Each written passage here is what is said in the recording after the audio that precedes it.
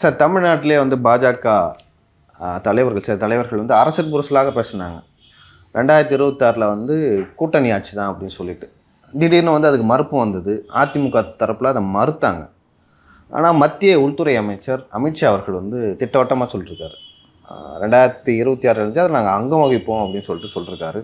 தினமலரில் அவரோட பேட்டி வந்து ஒரு முழு பக்கத்துக்கு வந்திருக்கு. அதை படிப்பாங்க மாலதி அவர்கள். தலைப்பே அப்படிதான் சார் வந்திருக்கு. தமிழகத்தில் தேசிய ஜனநாயக கூட்டணி ஆட்சி உறுதி, பாரதிய ஜனதா அதில் அங்கம் வகிக்கும். இப்போ இவ்வளோ நாள் சார் திமுக இது மாதிரி கூட்டணி ஆட்சின்னு சொல்லிட்டு இருந்தாங்க. அப்போல்லாம் கூட வந்து பாரதிய ஜனதா கட்சி வந்து கூட்டணி ஆட்சின்லாம் சொல்லலை சார். என்டிஏ தான் ஆட்சி அமைக்கும் அப்படின்றத தான் சொல்லிட்டு இருந்தாங்க. ஸோ இப்போ அவங்களே கன்ஃபியூஷனில் இருக்காங்களா? எப்படி சார் இது? இல்லை இது சடனாக எடுத்த முடிவா, இல்லை ஏற்கனவே எடுத்த முடிவா? எனக்கு இது ஏற்கனவே எடுத்த முடிவா, இப்போது எடுத்த முடிவா என்பதற்கு சரியான பதில் என்னிடம் இல்லை. ஆனால் பாரதிய ஜனதா கட்சியோடு கூட்டணி என்று பேச்சுவார்த்தை நடத்தப்பட்டு முடிவெடுக்கப்பட்ட போது அண்ணா திராவிட முன்னேற்ற கழகம் கூட்டணி ஆட்சிக்கு ஒப்புக்கொள்ளவில்லை என்பது எனக்கு தெரியும். ஆனால் இன்றைக்கு தினமலரில் மற்றும் தந்தியில் இப்படி தெளிவாக வரவில்லை. பட் ஆங்கிலத்தில் வரக்கூடிய, தந்தி குழுமத்திலிருந்து ஆங்கிலத்தில் வரக்கூடிய டிடி நெக்ஸ்ட் என்ற அந்த செய்தித்தாளில் தெளிவாக இருக்கிறது. தந்தியோட டெல்லி செய்தியாளர் திரு வெங்கடேசன் அவர்கள் தான் இந்த நேர்காணலை திரு அமித்ஷா அவர்களிடம் எடுத்துள்ளார். நீங்கள் வந்து அதிமுகவில் இருக்கக்கூடிய குழுக்களை எல்லாம் இணைக்கிறீர்கள் என்ற செய்தி வந்துள்ளது என்று கேட்டதற்கு, இது எங்களுடைய வேலை அல்ல, தமிழ்நாட்டில் அதிமுக பிஜேபி கூட்டணி இருக்குது, அது வலுவாக இருக்கும், நாங்கள் வலுவாக இருக்கிறோம் என்று ஒரு பதில் சொல்லியிருக்கிறார். எங்கள் அரசு அமையும் என்று சொல்கிறார். சொன்னதற்கு பிறகு ஸ்பெசிஃபிக் கொஸ்டின், அது கூட்டணி அரசாக அமையுமா என்று specific question. The NDA will certainly form the government. தேசிய ஜனநாயக கூட்டணி தமிழகத்தில் ஆட்சி அமைக்கும். BJP will be part of it. அப்படின்னா என்ன? அமைச்சரவையில் பங்கு அப்படிதான் இருக்கும். அதுதான் மீனிங். திரு அமித்ஷா அவர்கள் சொல்வது என்டிஏ ஆட்சி அமைக்கும். எந்த கேள்விக்கு அவர் பதில் சொல்கிறாருன்னா, is it going to be a coalition government, அது கூட்டணி ஆட்சியாக இருக்குமா, கூட்டணி அரசாக இருக்குமா என்ற கேள்விக்கு NDA will certainly form the government and BJP will be part of இட்னா கூட்டணி ஆட்சி. This is being said by none other than the home minister of this country. So அவர் திரு அமித்ஷா அவர்கள் சொல்வதை நாம் எளிதாக கடந்து போய்விட முடியாது. இல்லை, ஒரு சிம்பிளாக வந்து நோ இல்லை அப்படிலாம் இல்லை, என்டிஏ கவர்மெண்ட்டு அப்படின்னு சொல்லிட்டு போயிருக்கலாம். யார் சீஃப் மினிஸ்டர்ன்றதுக்கு வந்து அதிமுகவிலிருந்து ஒருவர் முதல்வராக இருப்பார் என்று மட்டும் பதில் சொல்லியிருக்கிறார். இன்றைக்கி இதை ஊடகங்கள் வந்து எடப்பாடியோட பெயரை அவர் சொல்லவில்லை அப்படின்னு சொல்லியிருக்காங்க. அதில் எடப்பாடி தான் சிஎம் இருப்பார், அதில் ஒன்றும் எனக்கு கன்ஃபியூஷன் இல்லை. பட் இதற்கு திரு பழனிசாமி அவர்கள் தான் விளக்கம் சொல்ல வேண்டும். ஏன்னா உள்துறை அமைச்சர் இதை சொல்லியிருக்கிறார். இன்றைக்கி மீடியா, இதை மற்ற நியூஸ் சேனல்ஸ், டிவி சேனல்ஸ் இதை பிக்கப் பண்ணிட்டாங்க காலையிலேருந்து. கூட்டணி ஆட்சி அமித்ஷா உறுதி என்று. அப்புறம் இவ்வளோ நாள் படுத்து கொண்டிருந்த அண்ணாமலையோட வார் ரூமு திடீரென்று உயிர்த்தெழுந்து, பார்த்தீர்களா தலைவர் இதைத்தான் சொல்லி வந்தார், நயினார் அடகு வைத்து விட்டார், இப்போது அமித்ஷாவே இதை சொல்கிறார் என்று கேட்டிருக்கிறார்கள். இது முடிங்க, அதுக்கப்புறம் விஜய் பற்றி என்ன சொல்கிறான்றதை சொல்கிறேன் நான். இதை ஏடிஎம்கே எப்படி பார்க்கவும் இல்லையோ, ஏடிஎம்கேக்கு வந்து பாஜகவுடன் கூட்டணி வைக்கிற ஒரு விஷயம் இல்லை வைக்கணுமா அப்படின்னு சொல்லிட்டு யோசிச்சு தான் வச்சாங்க. ஏன்னா ஒரு பக்கம் வந்து அவங்க விஜய் கூட பேச்சுவார்த்தை நடத்தினாங்க, இன்னொரு பக்கம் வந்து பாமக கூட நடத்தினாங்க, இன்னொரு பக்கம் திமுக கூட்டணி கட்சிகளே நடத்தினாங்க. இப்போ அதிமுகவுக்கு விஜயோ இல்லை திருமாவளவனோ அவர்கள் வைக்கிற ஒரு டிமாண்ட் என்னென்னா, உங்கள் கூட்டணியில் பாஜக இருக்குது, இல்லை நாங்கள் வந்துடுவோம். விஜயும் அவங்க தரப்புலையும் சொன்ன விஷயம் அதான். ஓகேங்களா? அப்படி இருக்கும்போது அதிமுக இது ஈஸியாக வந்து கை கழுவிட்டு போகலாம். சரி, எனக்கு வந்து 2 பேர் இருக்காங்க, ஈஸியாக ஒரு அனௌன்ஸ்மெண்ட் சொல்லலாம், எங்கள் கூட்டணியில் இருந்தால் அது கூட்டணி ஆட்சியாக இருக்காது, இல்லைனா வெளியேறலான்னு ஈஸியாக ஒரு வார்த்தை சொன்னால், லைக் பாஜக பணிஞ்சாகணும், இல்லைனா வெளியேற ஆகணும். அவங்களுக்கு வந்து 2 ஆப்ஷன் இருக்காங்க. ஒரு பக்கம் விஜய் இருக்காங்க, திருமாவளவன், பாமக இருக்காங்க. ஒரு வேளை வந்து பாஜக உறுதியாக இருந்தால் இது வந்து அவங்களுக்கு வந்து ஒரு வாய்ப்பாக கிடைத்து, நாங்கள் பாஜகவை எதிர்க்கிறோம், கூட்டணி ஆட்சியில் ஒன்றும் இல்லைன்னு சொல்லிட்டு வெளியேறுவாங்கன்னு நான் நினைக்கிறேன். யார்? அதிமுக. இது கிளாரிஃபை, நான் என்னோட அசஸ்மெண்ட்டை சொல்லிடுறேன். கிளாரிஃபிகேஷன் வரும் எடப்பாடி பழனிசாமி கிட்டேருந்து. தேசிய ஜனநாயக கூட்டணியில் அதிமுக அங்கம் வகிக்கிறது, ஆனால் கூட்டணி ஆட்சி கிடையாது என்பதை அவர் தெளிவுபடுத்துவார் என்று நான் புரிந்து கொள்கிறேன். ஏடிஎம்கேவோட ஸ்டாண்டு, லீடர்ஸ் கிட்ட பேசின அவங்களோட ஸ்டாண்டெல்லாம் வச்சு நான் அதை புரிந்து கொள்கிறேன். அவங்க தான் அதை கிளாரிஃபை பண்ணோம். ஏன்னா அவங்க ஒரு பாலை தூக்கி உங்கள் கோர்ட்டில் போட்டுட்டாங்க, இது கூட்டணி ஆட்சின்னு சொல்லிட்டாங்க. கூட்டணி ஆட்சியாக இல்லையா என்பதை சொல்லணும். கூட்டணி மாறுவதற்கான சாத்தியக்கூறுகள் இல்லை என்று தான் நான் புரிந்து கொள்கிறேன். கூட்டணி ஆட்சி அமைச்சா என்னன்னு தெரியும்னு சொல்லிட்டு எடப்பாடி பழனிசாமிக்கு நல்லாவே தெரியும். அப்படி இருக்கும்பொழுது முதல்ல வந்து இது பேச்சுவார்த்தையாக தான் போகும். சரி வரலன்னா வந்து லைக் இது வந்து பிளவை நோக்கி தான் போகும். இதற்கு மேல் கூட்டணி உடைவதை பிஜேபி அனுமதிக்காது. அதில் நான் உறுதியாக சொல்கிறேன். நான் முரண்படுறேன் சார். நான் பிஜேபி அனுமதிக்காது. இன்னொன்று ரொம்ப அது அது அவர்கள் அப்படி எடுக்கக்கூடிய முடிவு திராவிட முன்னேற்ற கழகத்தின் வெற்றியை உறுதி செய்யும் என்பதால் under compulsion they will come to an அலையன்ஸ்ன்றேன். இல்லை, எனக்கு விஜய் மாதிரியான ஒரு ஆப்ஷன் இருக்கும்போது நான் எதுக்கு வந்து லைக் பாஜக கிட்ட போய் நிற்கணும் அப்படின்னு ஃபேர் இனஃப். விஜய் என்ற ஆப்ஷன், விஜய் கேட்கக்கூடிய கோரிக்கைகள் மிகவும் அதிகமாக இருப்பதனால்தான் தான் பிஜேபி என்ற ஆப்ஷனை தேர்ந்தெடுத்தான்றதை நான் மறந்துடக்கூடாது. நாளைக்கு கட்சியே காணாமல் போகுதுன்னு ஒரு விஷயம் இருக்குல்ல. நாளைக்கு வந்து அந்த ரிஸ்க்கை கூட நான் எடுக்கிறதுக்கு ரெடி. இது பண்ணாலும் கட்சி காணாமல் போகும். இன்றைக்கி நீங்கள் ஒரு பெரிய கட்சி, 32 வருஷம் தமிழ்நாட்டை அதிக ஆண்ட கட்சி, அப்படி இருக்கிற கட்சி 1.5 வருஷம் ஆன கட்சிக்கிட்ட போய் டெப்டி சீஃப் மினிஸ்டர் கொடுத்துட்டு நீங்கள் கூட்டணி வச்சிங்கன்னா நீங்கள் என்ன கட்சி? எதிர்காலம் கருதி பாதி பேர் டிவி கேட்க போக மாட்டானா? அந்த காரணத்தினால தான் இங்கே போனாங்க. பிஜேபியாவது ஒரு டெல்லியில் தேசிய கட்சி, பெரிய கட்சி, 18 ஸ்டேட்டில் ஆளுங்கட்சியாக இருக்கக்கூடிய கட்சி, அது கூட நாங்கள் சமரசம் பண்ணிக்கிட்டு போகிறோன்றத ஒரு கன்வின்ஸ் பண்ணலாம், லாஜிக்கலாக இருக்குது. நடிகர்ன்றதுக்காக ஆரம்பித்து 1.5 வருஷம் ஆன கட்சி கிட்ட போயிட்டு நீங்கள் டெப்டி சீஃப் மினிஸ்டர் கொடுத்தீங்கன்னா it proves that you are week man.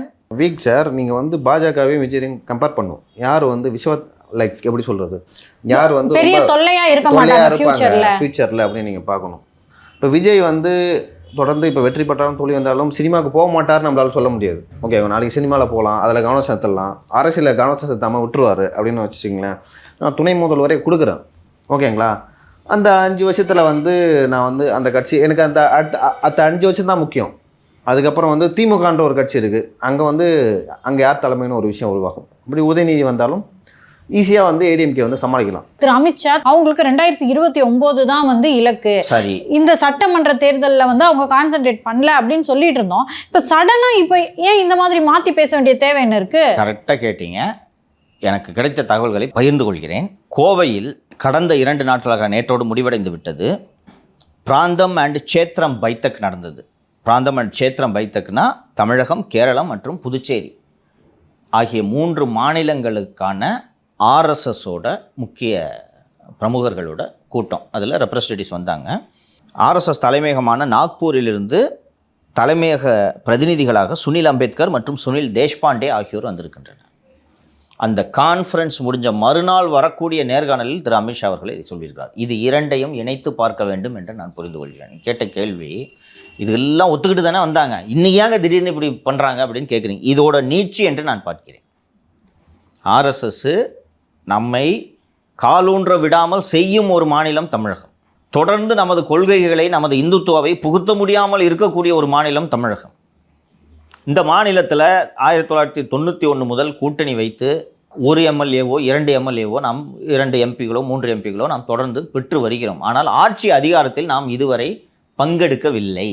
So இந்த முறை நமக்கு சாதகமான ஏதுவான ஒரு கூட்டணி அமைந்திருக்கிறது. அந்த கூட்டணியிலும் நமக்கு எம்எல்ஏ சீட்டுகள் தருகிறோம், கூட்டணி அமைச்சரவையில் இடமில்லை என்று சொல்கிறார்கள். இந்த முறை இப்போது இருக்கக்கூடிய சூழலை பயன்படுத்தி கொண்டு நாம் அமைச்சரவையில் இடம் கேட்க வேண்டும் என்று அந்த கூட்டத்தில் முடிவெடுக்கப்பட்டிருக்கலாம். என்ன நடந்தது என்பதை விசாரிப்போம். எடுத்திருக்கப்பட்டிருக்கலாம். நான் இது 2 கனெக்ட் பண்ணி பார்க்குறேன். நேற்று தான் அந்த நேர்காணல் எடுக்கப்பட்டது, அமித்ஷாவோட நேர்காணல். நேற்று அந்த பிராந்தமன் சேத்திரம் பைத்தக் முடிகிறது. அது முடிந்ததும் அன்று அமித்ஷா அவர் அன்னைக்கு கூப்பிட்டு கொடுக்குறாரு.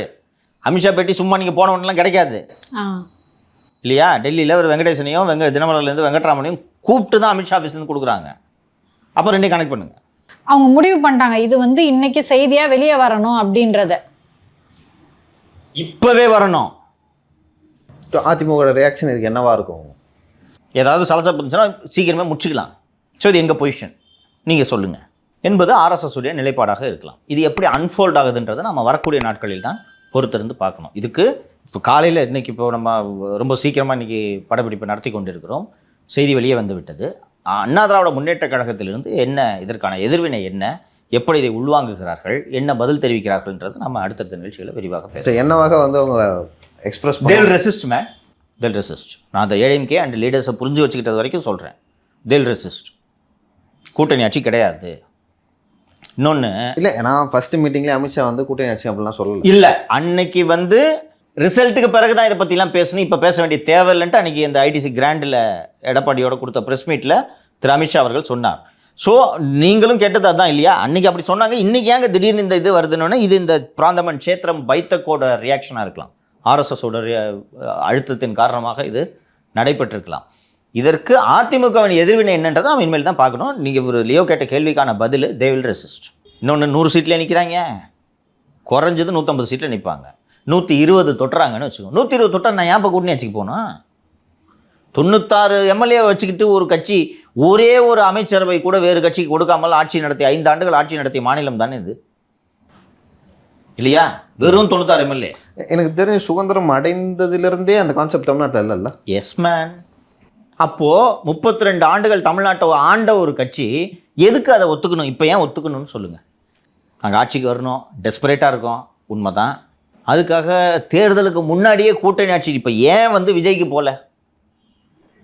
டெப்டி சீஃப் மினிஸ்டர் 2 வருஷம் சிஎம் தம்பி போப்பான்ட்டாங்க. அப்போ அங்கே ஒத்துக்காதது இங்கேயே ஒத்துக்கணும். இங்கே இதெல்லாம் நீங்கள் கேட்கலன்னு தானே கூட்டணிக்கு வரோம். ஆமாம், உங்களுக்கு 29 தான் முக்கியம் சொல்லிட்டு வந்தீங்க. அப்படி தானே சொன்னீங்க. உங்கள்கிட்ட கூட்டணி வந்தப்போ என்ன சொன்னீங்க? பாஸ் எங்களுக்கு 29 முக்கியம், ரீசனபிளான சீட்டு கொடுங்க, எங்கள் ஸ்ட்ரென்த்துக்கு ஏற்ற சீட்டு கொடுங்க, இதானே டீலு. இன்றைக்கி நான் புதுசாக ஆரம்பிக்கிறீங்க. அப்போ கூட்டணிக்கு நாங்கள் ஒத்துக்கிட்டோன்றதுனால நீங்கள் இன்றைக்கி சொல்கிறீங்களா? ஏற்கனவே சுரண்டி வச்சுருக்கீங்க அண்ணா பெரியார் பற்றி வீடியோ போட்டு. அண்ணாமலை செய்ததை இன்று அமித்ஷாவே செய்கிறார் என்று தான் புரிந்து கொள்ள முடியும், இல்லையா? இல்லை, அமித்ஷாக்கிட்டே அந்த கேள்வி கேட்கப்பட்டது. அது பாஜகவோட மீட்டிங் இல்லை, இந்து முன்னணியோட மீட்டிங் சொல்லியிருக்காரு. தாவேகா வந்து ஒருவேளை பிஜேபி கிட்ட இருந்து அதிமுக பிரிஞ்சு வந்துட்டா சேருவோன்ற மனநிலையில இருக்காங்க அப்படின்னு சொல்லிட்டு, அப்பெல்லாம் வந்து பிரிஞ்சு வர்றதுக்கான வாய்ப்பே இல்லை. ஏன்னா இதுக்கப்புறம் அதிமுக பிரிஞ்சு வந்தா அது தப்பு, ஒரு ப்ராமிஸை கொடுத்துட்டு பிரிஞ்சு வர்றது தப்பு அப்படின்னு. அதே மாதிரி தான் கூட்டணி ஆரம்பிக்கும் போது இவங்க 2 பேருக்குமான ஒரு டீலிங் இருந்துச்சுல, அதை மீறும் போது இப்போ இது பிஜேபி பண்ற தப்பு தானே சார்? அப்சல்யூட்லி இது முழுக்க முழுக்க பிஜேபி பண்ற தப்பு. அதாவது என்னன்னா, கூட்டணியே இல்லாதப்ப கெஞ்சிக்கிட்டு இருந்தாங்க, பாஸ் இது குடும்ப பாஸ் பார்த்துக்கலாம் பாஸ், 29 பார்த்துக்கலாம் பாஸ்ன்னு சொல்லிட்டு இருந்தாங்க. கூட்டணின்னு அறிவித்த பிறகு இனிமேல் நீ எங்கே போகிற, கமிட் பண்ணிட்டல கூட்டணி அமைச்சரவை அப்படின்னு. இது பிஜேபி செய்யக்கூடிய தவறு. அதிமுக ஏற்கனவே நாம் பலவீனமாக கூடாதுன்றதுனால தான் இந்த துணை முதல்வர் கோரிக்கைகள்லாம் ஒத்துக்காமல் மனதில் முழுமையான விருப்பம் இல்லாமல் தான் பிஜேபி கூட கூட்டணி வச்சுருக்காங்க. விஜய் கூட கூட்டணி வைக்கிறதுல உங்களுக்கு என்ன பிரச்சனை? சீட் அதிகம் கேட்பாங்க, நியாயமான ஒரு எண்ணிக்கையில் கூட்டணி வச்சுருக்க முடியும், இல்லையா? ஒரு அவங்களோட செல்வாக்கை வைத்து அவங்க கேட்குற ஒரு நம்பரில் கொடுத்துருந்தாங்கன்னா இந்த கூட்டணி அமைந்திருக்கும், இல்லையா? கேட்கும்போதே 2.5 வருஷம் சிஎம்னு நீங்கள் பேச்சுவார்த்தை ஆரம்பிச்சிங்கன்னா உன்கிட்ட பேசுகிறதே வேஸ்ட்டுன்றதுனால தான் நீ பாரு எனக்கு ஆப்ஷன் இருக்குன்றதை எக்ஸசைஸ் பண்ணுறதுக்கு இங்கே போனாங்க. இப்போ பிஜேபி என்ன நினைக்குதுன்னா, உங்களுக்கு இனிமேல் எங்கே ஆப்ஷனு, கமிட் பண்ணிட்டீங்கல்ல, இப்போ பாரு கூட்டணி அமைச்சரவை அப்படின்னு சொல்கிறாங்க. ஆனால் எங்களுக்கு ஆப்ஷன் இருக்குன்றத எடப்பாடி ப்ரூவ் பண்ணுவார் நான் நம்புகிறேன். இப்போ 2029 தான் இந்த பிஜேபியோட கான்சென்ட்ரேஷன் இருந்தது. அதனால தான் ரொம்ப கம்மி எண்ணிக்கைக்குள்ள சீட்டு, கூட்டணி ஆட்சி இல்லை அப்படின்ற மாதிரி இவங்க 2 பேரும் பிஜேபியும் அதிமுகவும் கூட்டணி வச்சாங்க. இப்போ திரும்ப இந்த மாதிரியான ஒரு சிக்கலோட வரும்போது பிஜேபி இந்த தமிழ்நாட்டை பொறுத்த வரைக்கும் பின்னடைவு ஏற்படும். 29ல் அவங்களுக்கு பின்னடைவு ஏற்படும். காங்கிரஸும் திமுகவும் நல்லா ஸ்ட்ராங்காக இருக்கும். இப்போ இதெல்லாம் இவங்க யோசிச்சாங்களா? இது ஒரு டெவலப்பிங் ஸ்டோரி மாலதி. இன்றைக்கி ஒரு இந்த தினமலர் நாளிதழில் பேட்டி வந்த 4 மணி நேரத்தில் நாம் இதை விவாதிச்சுக்கிட்டு இருக்கோம். நாளைக்கு இதை விவாதிக்கிறது சரியாக இருக்கும்னு நினைக்கிறேன் நான். ஏன்னா இன்னும் ஏடிஎம்கேவோட ரியாக்ஷன் வந்தால் தான் அதை பேஸ் பண்ணி தான் நம்ம இதை விவாதிக்கிறது சரியாக இருக்கும். ஏன்னா இதுக்கு நடுவில் வந்து இப்போது நிதி ஆயோக்கில் வந்து முதலமைச்சர் மோடி அவர்களை போய் சந்திச்சுட்டு வந்திருக்காரு. அது காரணமாக இருப்பதாக நான் நினைக்கவில்லை. நான் புரிஞ்சுக்கிட்டது வரைக்கும் இந்த ஆர்எஸ்எஸோட சேத்திரம் பைத்தக்குலேருந்து ஆர்எஸ்எஸ் கொடுத்த இன்ஸ்ட்ரக்ஷன் ஒரு ரீசனாக இருக்கலாம், ஒரு காரணமாக இருக்கலாம். அண்டு இது போல் இனிமேல் அதிமுகவுக்கு என்ன வழி என்ற அப்போ இவங்க அமித்ஷா அவர்கள் தான் வந்து ஆர்எஸ்எஸ் கன்வின்ஸ் பண்ணணும், இப்படியான ஒரு பிளான்ல நாங்கள் இருக்கோம் அப்படின்னு சொல்லிட்டு அது இனிமேல் நடக்கும்னு நான் எதிர்பார்க்குறேன். சரிங்க சார், இந்த அரசியல் அறிக்கையில் வந்து இது வரைக்கும் பல்வேறு விஷயங்கள் பார்த்தோம். நாளைக்கு வந்து நிறைய அப்டேட் வரும். ஸோ இதோட அப்டேட் நாளைக்கு வந்து இன்னும் விரிவாக பேசலாம். அதை பற்றி ரொம்ப நன்றி. உங்களுக்கு நன்றி.